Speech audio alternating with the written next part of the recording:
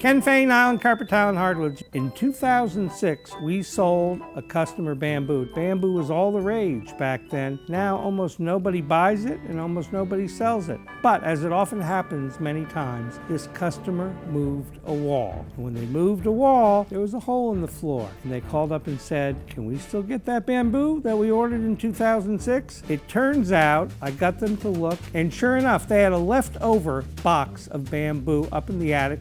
They didn't even know they had it. Why am I telling you this story? It has nothing to do with bamboo and everything to do with the leftover box. A lot of times people are concerned about having a box left over. I'll tell you, you'll never know when that box is going to be useful. You want material to patch and to repair. A leftover box, think twice about throwing it out or returning it to the store. Ken Fain, Island Carpet Tile and Hardwoods.